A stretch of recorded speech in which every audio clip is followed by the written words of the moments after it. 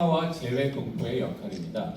전체적으로 먼저 이 발표를 하는 데 있어서 내용에서는 급변하는 통일의식, 우리 사회의 통일에 대해서 어떻게 생각하고 있는지 급변하는 통일의식을 살펴보고, 그 다음에 우리 정부, 역대 정부의 대북정책 패러다임, 그리고 여러 가지 최근에 이슈가 있습니다만 제가 좀 제목은 조금 자극적이게 다음 페이지로 넘겨주세요. 예. 조금 자극적이기도 하기도 합니다만 통일이냐 평화 공전이냐 이런 주제로 한번 살펴보고, 그리고 남북한 평화 공전을 위한 재외동포의 역할, 이런 순서로 말씀드리도록 하겠습니다. 급변하는 통일의식입니다. 오늘 여기 참석하신 많은 분들께서 남북 통일에 대해서 이야기하시고 남북 통일에 많은 관심을 가지고 계십니다만 최근 우리 사회의 여론 흐름은 조금 다른 것 같습니다. 최근의 여론 흐름을 보면 저희가 어렸을 때 또는 뭐 한 20년, 30년 전만 하더라도 우리의 소원은 통일이라는 얘기가 너무나 자연스러웠고, 그때 당시에 조사를 해보면 약 90%에 달하는 사람들이 우리의 소원은 통일이다, 그리고 통일이 필요하다라고 이렇게 답을 했었습니다. 하지만 최근 저희 연구원에서 하는 조사 내용을 보면 이 남북한 갈등과 긴장이 지속되는 가운데 통일의 필요성에 대해서 부정적인 인식이 증가하고 있고, 최근 특히 젊은 MZ세대라고 할까요? 20대, 30대에서는 통일은 더 이상 필요하지 않다라고 하는 의견이 다수 의견이 되어 있습니다. 그래서 오늘 간략하게 이러한 그 흐름들을 저희 연구원에서 매년 실시하는 통일의식 조사 내용을 바탕으로 간략히 소개해드리고자 합니다.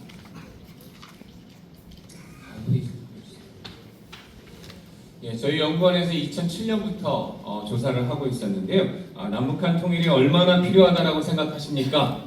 아마도 여기 오늘 참석하신 거의 모든 분들, 90% 이상의 분들이 남북한 통일이 필요하다라고 이렇게 생각하시겠습니다만, 우리 한국 사회의 여론은 남북한 통일이 얼마나 필요하다라고 생각하는가에 대해서 필요하지 않다라는 응답이 한 37%, 5%, 그리고 필요하다라고 하는 응답이 37% 정도 수준입니다. 그리고 아마도 지금 올해 조사가 실시 중에 있는데요. 올해 조사에서는 아마도 처음으로 통일이 필요하지 않다라는 그런 의견이 통일이 필요하다라는 의견보다 더 다수 의견이 될 것으로 예상되고 있습니다. 특히 앞서 말씀드린 바와 같이 20대, 30대 젊은 층에서는 통일이 필요하지 않다라는 의견이 다수가 된 상황입니다. 여기 표에 보시면 나와 있습니다만 특히 19세, 20세에서 통일이 필요하지 않다라는 응답이 47.4%입니다.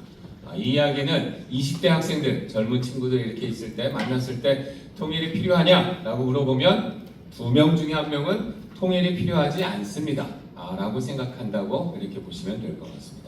거기에다가 또 매우 필요하다 이런 학생들, 그다음에 보통이다라고 또 있기 때문에 통일이 필요하다라고 생각하는 학생들은 정말 이제 소수의 학생들이 되었습니다. 그 다음에 통일에 대해서 어떻게 생각하십니까? 라고 저희들이 또 물었었는데요. 여기도 보면 뭐 점진적 통일이 필요하다라고 이렇게 이야기하고 있습니다만, 현재대로가 좋다. 현재대로라고 하는 것은 지금 남북한이 분단된 상태입니다. 그러니까 현재대로가 좋다라고 하는 응답이 작년에 조사에서 조사일의 최고치인 31% 정도 이렇게 수치를 보여주고 있습니다. 그리고 관심이 별로 없다라고 하는 그런 응답도 11%에 달하고 있습니다. 그래서 뭐 전체적으로 추세가 비슷한 추세가 이어지고 있습니다.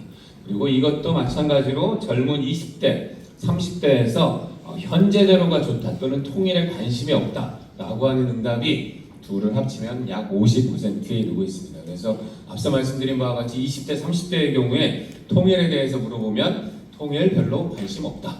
그 다음에 그냥 지금 분단된 상태가 더 좋다. 이런 생각들을 하고 있는 것이 현실입니다. 그리고 저희가 또 통일은 언제쯤 가능하다고 생각하십니까? 라고 이렇게 질문했었는데요. 불가능하다라고 하는 응답이 작년의 경우에 약 40%에 이르렀습니다. 그리고 30년 이상이라고 하는 응답이 31% 정도에 이르렀습니다. 그래서 둘을 합치면 약 70%의 응답자가 30년 이상, 통일이 최소한 30년 이상 걸린다라고 응답하고 있습니다. 그렇다면 왜 이렇게 통일에 대한 부정적인 인식이 높아지고 있는 것인가? 이런 것들을 좀 살펴봐야 될 텐데요. 왜 그럴까요? 아무래도 첫 번째 꼽는 이유는 경제적인 부담입니다. 왜 이렇게 통일에 대해서 부정적으로 생각하십니까? 물어보면 통일이 되지 말아야 될 이유로 대다수의 많은 분들이 약 한 33.9%가 통일에 따르는 경제적 부담을 꼽고 있습니다. 그리고 27.9%가 통일 이후 생겨날 사회 문제를 꼽고 있습니다. 그래서 다음 페이지로 넘겨주시면 여기 보시면 경제적 부담, 제일 큰 게 통일에 따르는 경제적 부담이고 그 다음에 통일 이후 생겨날 사회적 문제, 이런 응답들이 높은 상태입니다. 다음으로 넘겨주시면 통일이 되면 나만의 이익이 될 것이라고 생각하십니까? 여기 계신 분들은 아마 모두가 다 이익이 될 거라고 생각한다고 이렇게 생각하시겠습니다만, 이익이 될 거라고 하는 응답이 작년의 경우에 조사 이래 최저치인 43%까지 떨어졌습니다. 반면에 이익이 되지 않을 것이라고 하는 응답은 조사 이래 최고치인 57%까지 올라갔습니다. 그 다음에 이건 나만뿐만 아니라 개인에게 이익이 될 것이냐, 이익이 되지 않을 것이냐 이렇게 물어봤을 때 개인에게 이익이 되지 않을 것이라고 하는 응답이 대체적으로 70에서 80%, 개인에게 이익이 될 것이라고 하는 응답은 약 한 20% 정도 수준입니다. 그리고 다음에 사회 문제, 우리 한국 사회가 직면한 여러 가지 사회 문제를 개선하는데 통일이 도움이 될 것인가? 라고 물어보면 상당수 약 60에서 70, 많게는 80%의 응답자가 우리 한국 사회가 직면한 여러 사회 문제, 지역 갈등, 이념 갈등, 빈부격차 이런 문제들을 악화시킬 것이라고 응답하고 있습니다. 다음에 북한이 우리에게 어떤 대상이라고 생각하십니까? 이렇게 했을 때 대체적으로 협력 대상이라고 하는 응답은 줄어들고 있고요. 에너미, 적이라고 생각하는 그런 응답이 늘어나고 있습니다. 그래서 전체적인 경향을 보면 통일은 필요하지 않다라고 하는 응답이 점점 많아지고 있고, 이것이 전체적으로 더 많은 다수를 점하는 그러한 여론의 흐름을 보여주고 있고, 현재대로가 좋다라고 하는 응답이 조사 이래 가장 높은 수준으로 상승했습니다. 더불어서 통일에 대한 관심이 없고 통일이 불가능하다, 이런 응답들이 아주 높아진 상황입니다. 제가 그래서 여기저기 다니면서 이런 조사 결과를 말씀드리면 많은 분들이 여쭙니다. 그러면 어떻게 통일에 대한 관심을 다시 증대시킬 수 있을 것인가? 라고 하는 그런 질문을 많이 하시는데요. 여기 혹시 가능하시면 약간 앞으로 페이지를 돌려주시겠어요? 통일, 조사에서 통일이 필요하다라고. 요 표에서 보시면, 이 표에서 보시면 언제 통일이, 사실 저희들이 한 2007년부터 조사를 하다가 보면 많이 이렇게 하락 추세에 있었습니다. 하락 추세에 있다가 언제 올라갔습니까? 2018년에 꼭대기로 이렇게 쫙 상승했습니다. 2018년이 어느 해인지는 다 기억하시고 계실 텐데요. 2018년에 남북한 간의 교류 협력이 활발했을 때입니다. 남북한 정상회담도 있었고 북미 정상회담도 있었습니다. 그래서 제가 이야기 드립니다. 이렇게 통일에 대한 필요성에 대한 부정적인 인식이 높아지고 있는 상황에서 어떻게 하면 통일에 대한 긍정적인 인식을 올릴 수 있을까? 자료가 보여주고 있습니다. 뭐죠? 남북한 간의 교류협력 또는 평화적인 그러한 관계를 맺는 것이 통일에 대한 우리 사회의 필요성을 인식을 높이는 데 있어서 가장 첫 번째 방식 중에 하나입니다. 일단 다시 뒤쪽으로 옮겨주시고요. 그래서 첫 번째, 통일의 필요성에 대한 긍정적 인식을 어떻게 증가시킬 수 있을까? 첫 번째, 평화 공존 체제 구축 및 남북한 교류협력 증진입니다. 그 다음에 앞서 말씀드린 대로 부정적인 인식이 이렇게 증가한 이유는 경제적 부담, 그 다음에 사회 문제 또는 이 한국 사회에 미치는 악영향에 대한 우려 때문에 부정적인 인식이 증가하고 있기 때문에, 이러한 통일에 대한 긍정적 인식을 높이기 위해서는 이러한 부정적인 인식을 증대시키는 원인들을 해결하는 것이 필요할 것 같습니다. 그래서 통일 비용보다 이익이 크다는 점을 설명하고 설득하는 것이 필요하고, 통일이 가져올 부정적 결과에 대한 우려를 불식시키는 것이 필요한 것 같습니다. 그렇지만 다음으로 넘어가시면 이러한 것들은 지금 이제 전체적으로 우리 사회의 여론이나 이런 것들을 보여주는 것이었는데요. 우리 정부는 현재까지 역대 정부에서 보면 대체적으로 이러한 그 평화 공존 또는 교류 협력 이런 부분을 강조한 정부도 있었습니다만 기본적으로는 통일을 앞세워 있습니다. 역대 정부의 통일 정책에 대해서 아주 간략히 말씀드리도록 하겠습니다. 여기 한반도 유일 합법 정부론이라고 하는 제가 이렇게 표현을 썼는데요. 이거는 우리가 이제 분단 48년에 분단이 있었고 정부 수립과 남북 분단이 이제 공식화되었는데 그 이후부터 사실상 현재까지 우리 정부가 이 한반도 문제에 대해서 갖고 있는 기본적인 관점입니다. 한반도 유일 합법 정부론. 아마 저가 초등학교 다닐 때 뭐 이런 이야기 정말 많이 들었는데 대한민국 정부는 한반도에서 유엔이 승인한 유일한 합법 정부이다. 이런 표현 이야기를 상당히 많이 들었습니다. 그리고 그 다음에 그래서 이제 그러한 그 여러 가지 이유들이 있습니다만 이러한 한반도 유일 합법 정부론의 근거는 유엔의 승인 결의입니다. 한국 정부 승인 결의인데 이거는 다음 페이지에 보시면 여기에 보면 영어로 이렇게 쭉 써 있는데요. 한국 임시위원회가 감시와 협의를 할 수 있었고 한국민의 절대 다수가 거주하고 있는 지역에 대해 실효적 지배와 관할권을 가진 합법적 정부가 수립되었으며 이는 한국 내 유일한 그 같은 정부 The only such government in Korea라고 이렇게 유엔 결의안이 이런 표현이 나오고 있습니다. 그런데 이 해석을 두고는 그 이후에 많은 논란이 있긴 있었고 지금도 역사학계에서는 논란이 이어지고 있습니다. The only such government in Korea. The only such의 의미하는 바가 무엇입니까? 한반도에서 유일한 합법 정부냐 아니면 여기 한국 임시위원회가 감시와 협의를 할 수 있었고 한국민의 절대 다수가 거주하고 있는 지역에 대한 실효적 지배와 관할권을 가진 합법적 정부 요게 그 전체를 가리키는 것인지에 대한 논란은 있습니다만 어쨌든 우리 해방 이후 우리 정부는 그리고 정부 수립 이후에 대한민국 우리 정부 수립 이후에 48년 정부 수립 이후에 정부의 기본적인 관점은 한반도의 유일한 합법 정부는 대한민국이고 그 다음에 북한은 우리 영토 헌법에 우리 영토를 한반도와 그 부속도서로 한다라고 이렇게 그 명시하고 있기 때문에 북한은 우리 영토를 불법 점령하고 있는 괴뢰 정부로 인식하는 것이 기본적인 우리의 대북관이었습니다. 그렇기 때문에 이승만 정부에서는 북한은 우리 영토를 불법적으로 점령하고 있기 때문에 무엇을 해야 될까요? 불법으로 점령하고 있는 우리 괴뢰 집단을 몰아내는 것이 이승만 정부의 기본적인 대북 정책의 원칙이었습니다. 그래서 협상이 아닌 무력을 통한 북진 통일 이런 것들을 주장을 했었고요. 그래서 무력 북진 통일론 이런 주장을 48년 정부 수립 이후부터 꾸준히 지속적으로 해왔습니다. 그리고 이러한 것들은 한국전쟁 당시에도 북진 통일을 주장하면서 휴전 협상에 반대한 바 있고 그 다음에 진보당 사건이라고 북한과의 협상을 통한 평화 통일을 주장한 진보당 당수 조봉암을 간첩죄로 사형에 처한 사건도 있었습니다. 이러한 박정희 정부 시기를 이러한 이승만 정부 시기를 지나서 박정희 정부 시기에 들어가서 정부의 대북 정책 패러다임은 변화가 있었습니다. 큰 변화가 있었는데 평화 통일론입니다.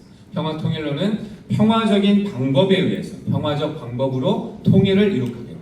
이승만 정부 시기에는 무력 북진 통일이었는데 박정희 정부 시기에 들어와서 평화로운 방법, 평화적인 방법을 통해서 통일을 실현하겠다라는 것으로 바꾸었습니다. 그래서 이게 평화 통일론이고요.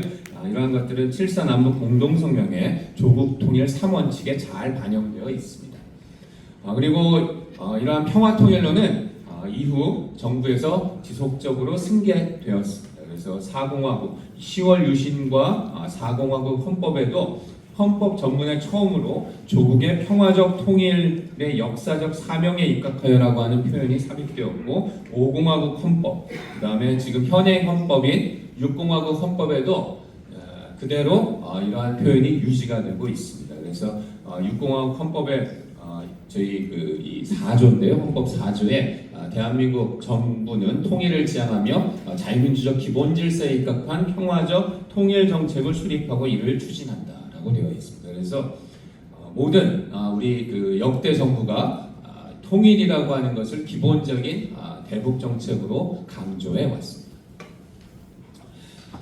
사실은 이런 측면에서 많은 괴리가 발생하고 있습니다. 앞서 말씀드린 대로 한국 사회의 여론은 더 이상 통일은 필요하지 않다라고 이야기하고 있는데 우리의 헌법 체계 또는 법 체계는 통일이 우리의 역사적 사명이자 반드시 이루어야 될 그러한 것으로 강조하고 있습니다. 그래서 우리 민족의 역사적 사명이자 헌법적 가치로서의 통일 이런 것들을 강조하고 있는 상황이고 그러면서 동시에 여론은 통일을 원치 않는 그런 방향이 됐습니다. 어그러나 더 나아가서 남북한 동시 유엔 가입 이후에 이국가 이체제의 분단 현실은 국제사회에서 인정받고 있는 상황입니다. 이처럼 현실과 그다음에 우리 규범 원칙 간의 괴리가 있는 상황에서 어떻게 보면 고육책이었습니다. 고육책으로 저희 우리 북한과 맺었던 이 기본 합의서 내용에서는 남북한 관계를 국가 간의 관계가 아니라 통일을 지향하는 과정에서 잠정적으로 형성되는 특수관계로 정의하고 있습니다. 그렇다면 오늘 여기 사실은 이런 말씀을 드리는 것이 제가 상당히 송구스럽기도 합니다. 왜냐하면 앞서 많은 분들이 통일에 대해서 이야기를 하셨는데 지금 이처럼 통일에 대해서 우리 젊은 세대에 대해서 부정적인 인식이 증가하고 있고 그 다음에 분단 현실이 지속되는 상황에서 계속 통일을 강조하는 것이 필요한 것인지 아니면 우리들이 일단 우선적으로 통일 대신에 통일을 장기적인 목표로 추구하더라도 단기적으로 평화 공존 또는 평화 체제 구축을 추구해야 하는 것인지 이런 것들에 대한 논의들이 사실 최근 학계를 비롯한 여러 곳에서 제기가 되고 있습니다. 그래서 아마도 많이 들어보셨겠습니다만 특히 이제 북한에서 두 국가 체제, 적대적 두 국가 체제를 주장하는 상황에서 과연 남북 관계를 어떻게 규정해야 할 것인가 이런 질문을 많이 최근에 한국 사회에서 직면하고 있는데요. 저희 통일의식 조사, 여론조사에 의하면 북한도 하나의 국가다라고 하는 의견에 찬성하십니까? 약 한 60% 정도가 찬성한다고 답변하고 있습니다. 그리고 대북 정책의 목표가 무엇이 되어야 할 것인가? 라고 이렇게 질문했을 때 우리 정부가 대북 정책의 목표로 우선시해야 될 것, 중요시해야 될 것은 무엇입니까? 라고 물었을 때 약 60% 이상의 응답자들이 평화 공존 및 평화 체제 구축 이런 것들을 대답하고 있습니다. 반면 남북 통일이라고 응답하시는 분들은 15% 미만입니다. 이러한 것들이 지금 현재 현실입니다. 그래서 이러한 현실에 비추어 보았을 때 어떤 면에서는 앞서 말씀드렸습니다만 우리 사회의 통일 의식을 통일의 필요성에 대한 인식을 증대시키기 위해서 가장 필요한 게 무엇이라고 제가 말씀드렸죠? 평화 체제 구축입니다. 평화 체제 구축 또는 남북한 교류 협력이 활성화되었을 때 우리 사회에서 통일에 대한 필요성에 대한 긍정적 인식이 증가하는 것이 현재 현실입니다. 그렇다면 우리들이 지금 현재 우리 정부가 대북 정책으로 추진해야 될 목표는 남북 통일도 중요합니다만 우선적으로 추진해야 될 것은 평화 공존이 아닐까 이런 생각이고요. 그 다음에 그래서 평화 공존과 통일과 평화 공존 이렇게 질문을 하면 상당히 좀 도발적으로 들릴 수도 있습니다만 우리 한민족 공동체 통일 방안이라고 아마 많은 분들이 들어보셨을 텐데요. 민족 공동체 통일 방안 3단계 통일 방안입니다. 1단계 이게 지금 현재 우리 정부의 공식적인 통일 방안인데 이 공식적인 통일 방안에서도 1단계는 화해 협력입니다.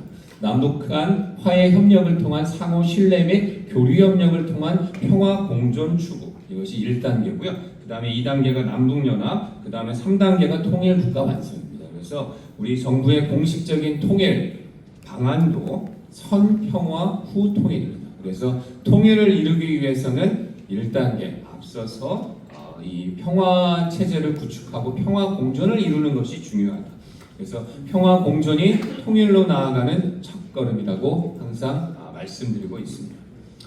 그렇다면 어떻게 평화 공존 체제를 구축할 것인가 이런 질문을 드려야 될 것 같은데요. 물론 아마도 평화 공존 체제, 평화 체제를 구축하기 위해서는 북한의 무력 도발이라든가 이런 것들이 중단되는 것이 최우선되어야 할 것 같습니다. 그리고 그와 더불어서 두 번째 이야기는 아마도 상당히 조심스러운 이야기도 합니다만, 앞서 말씀드린 대로 우리 정부의 기본 입장, 역대 정부의 기본 입장은 대한민국의 영토는 한반도와 그 부속도서를 대한민국의 영토로 한다라고 규정하고 있고, 북한은 우리 영토를 불법적으로 점령하고 있는 괴뢰정부라고 하는 인식이 현재까지 유지가 되고 있습니다. 이것은 우리 헌법에 그렇게 명기되어 있기 때문입니다. 그렇기 때문에 우리 정부의 입장에서는 북한을 합법적인 정부로 실체를 인정하지 않고 있습니다. 그런 상황인데 아마도 조심스러운 이야기가 될 수도 있습니다만, 공존이라고 하는 것은 두 체제가 같이 공존한다라고 하는 것은 두 개가 같이 존재하는 것입니다. 이러한 공존을 위해서, 평화 공존을 누리기 위해서는 아무래도 북한의 국가로서의 실체를 인정하는 것이 필요하다라고 생각을 합니다. 그리고 구체적으로는 헌법 제3조의 영토 조항을 현실에 맞게 수정하는 것이 필요하다라고 생각을 합니다. 이거에 관련해서는 사실 여러 상당히 논란이 될 수도 있는 부분인데요. 독일의 이야기를 잠시 소개해드리면, 독일의 경우에 서독과 독일이 분단되어 있을 때 서독도 영토는 전체 독일을 포괄하는 것으로 규정을 하고 있었습니다. 다만 그 조항의 효력을 통일이 될 때까지는 잠시 유보한다.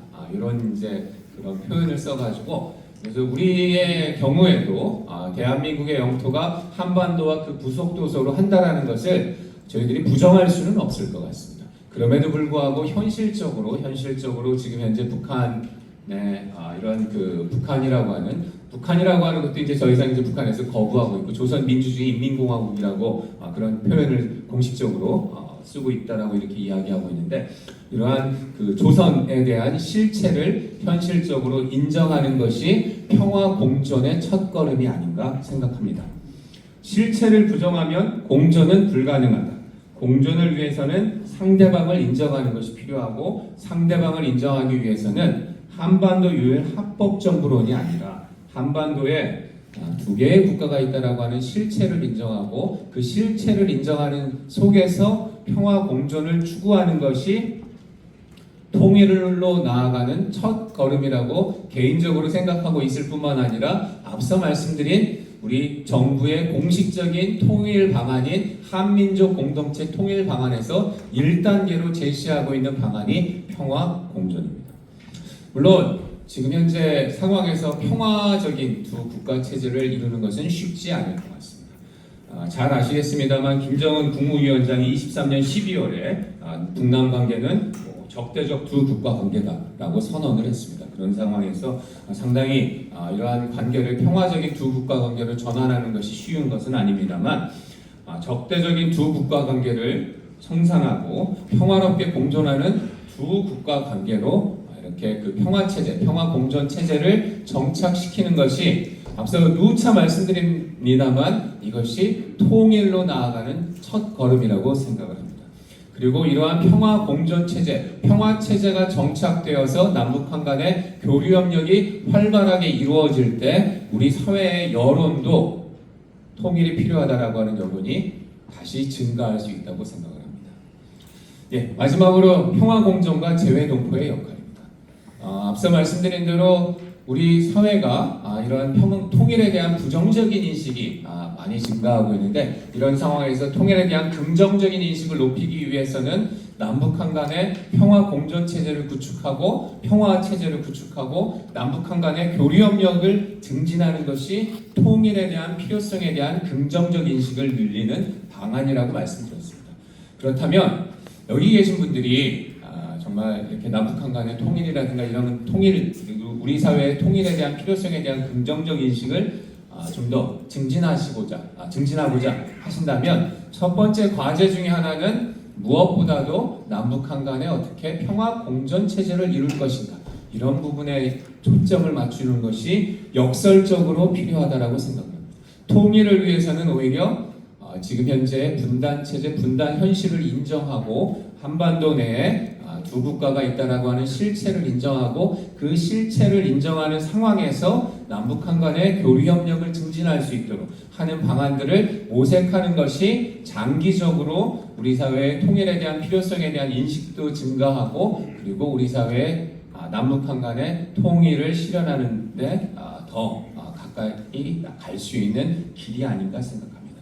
그래서 제가 이렇게 몇 가지 정리했습니다. 남북한 평화 공존 체제 구축 또는 이 평화 공존 체제를 구축하는 것이 통일 기반을 구축하는 것이라고 생각합니다.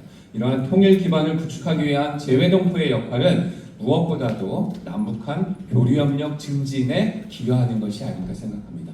잘 아시겠습니다만 그리고 앞으로 많은 분들 그리고 아마 이런 문제에 대해서는 저보다도 재외동포 활동을 하시는 분들이 더 많이 인지하고 계실 텐데요. 상대적으로 자유로운 왕래가 가능한 재외동포 분들이 이러한 남북한 교류 협력을 증진하는 데 기여해 주신다면 이러한 것들이 남북한 평화체제 정착에도 기여하고 그리고 통일로 나아가는 길을 앞당길 수 있다고 생각합니다.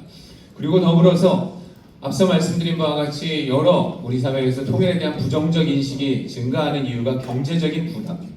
경제적인 부담, 통일을 하게 되면 경제적인 부담이 많이 생길 것이다 이런 이야기를 했는데요. 경제적인 부담을 줄이기 위해서는 어떤 면에서는 역설적으로 북한의 경제가 활성화되어야 합니다. 그리고 이러한 것들을 위해서는 북한에 대한 투자 및 인재 양성 교육 이런 것들이 필요할 수 있는데 아마도 이런 부분에서도 사실은 우리 한국에 있는 대한민국 국적을 가진 사람들보다는 오히려 대한민국 국적이 아닌 외국 국적을 가지고 계신 재외동포 분들이 더 많은 역할을 할 수 있으리라고 생각합니다. 그리고 통일이 가져올 부정적 결과에 대한 우려를 불식시키는 것, 북한에 대한 잘못된 인식이라든가 이런 것들도 사실은 직접 북한을 왕래하실 수 있는 재외동포 분들이 더 그러한 역할을 잘 하실 수 있다고 생각을 합니다. 그리고 이러한 것들이 뒤에서 다음 발표를 이렇게 준비하신